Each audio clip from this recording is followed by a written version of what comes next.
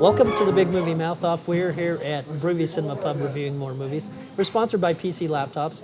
I'm Jeff Weiss from MSN Entertainment. And I'm Jimmy Martin with Slug Magazine. You can catch Big Movie Mouth Off on Xfinity Channel 6 and Xfinity On Demand. We are in the Utah On Demand under Salt Lake Alternative, just nestled up and waiting for you.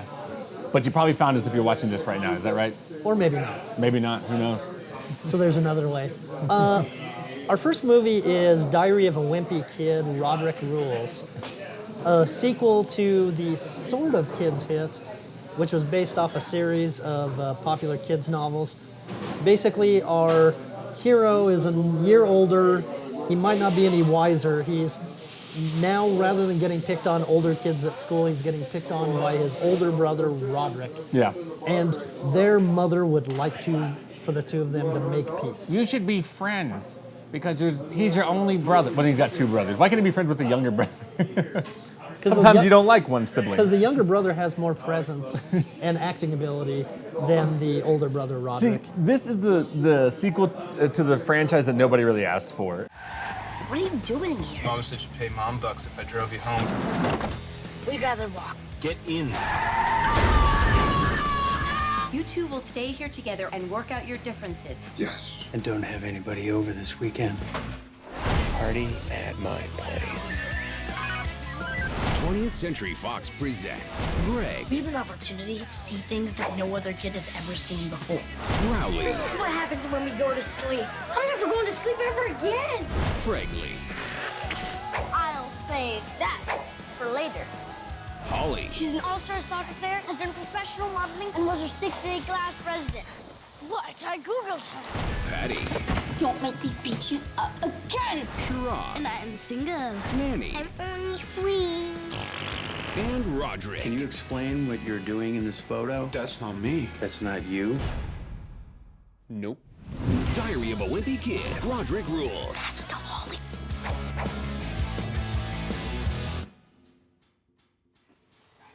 The only reason that this movie is in theaters right now is because none of the actors had anything better to do, so they all came back. And so, rather than premiering on the shelf of a Blockbuster or a Which is Netflix- where it should have gone. Oh, it should have. It should have. I mean, this screams direct-to-video. But- It's cheap. They couldn't even afford the really good thing about the first movie. And make no mistake about it, I did not care for Diary of a Wimpy Kid. But I acknowledge that it wasn't made for me. Yeah. The one thing it had going for it was Chloe Moretz. Yeah. As a smart alecky Well, friend who hid under the bleachers and commented on how stupid everything was. It doesn't even have that. No, it doesn't. And if you were Chloe Moretz, would you honestly come back to this sequel now where you stand in your career? Absolutely not. No, I would not. But, I mean, you got, Steve Zahn and the rest of these guys had nothing better to do. Steve Zahn plays the dad.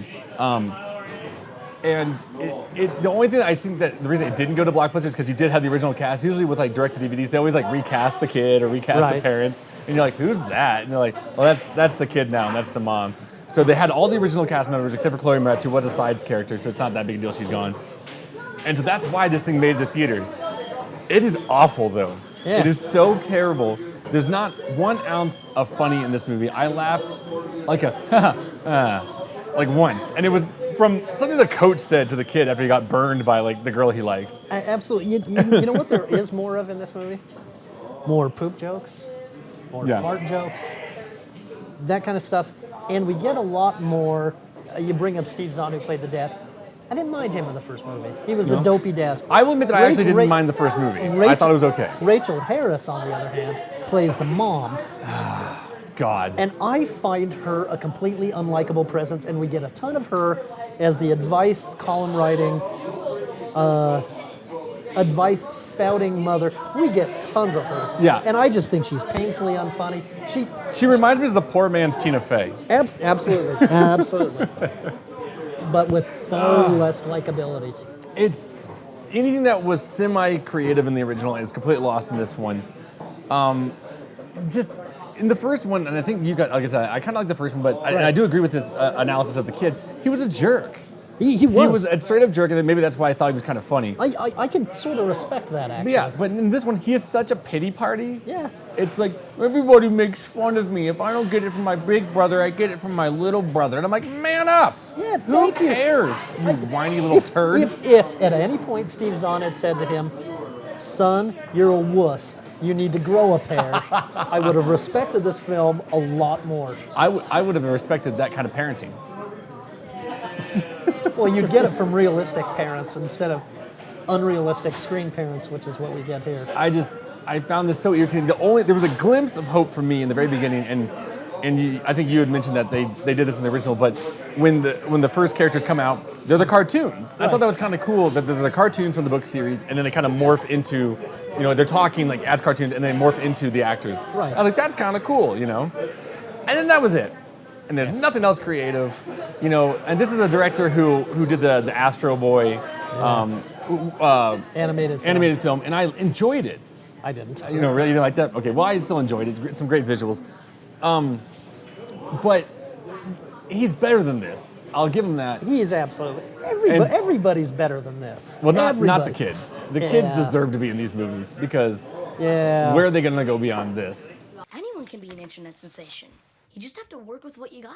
Wake up in the morning feeling like P. Diddy. Grab my glasses, I'm out the door. I'm gonna hit this city. Before I leave, brush my teeth with a bottle of Jack. Cause when I leave for the night, I ain't coming back. I'm talking playing our favorite CDs, pulling up to the parties, trying to get a little bit tipsy. They're gonna grow into awkward, gangly looking kids with the emotion, and possibly the emotional range of a rock.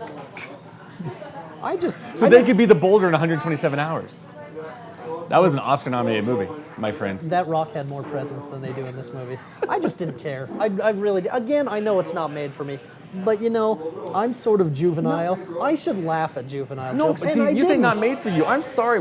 I think in this day and age, we are beyond the part of where I can't enjoy a kid's film. Right. I mean, you look at any Pixar movie, you look at, even Tangled was Disney, you look at Rango, which is, I think, more adult, but still focused towards kids. You can make a kid film nowadays, and I can enjoy it. This excuse of it's a kids movie that only kids can enjoy, fart jokes.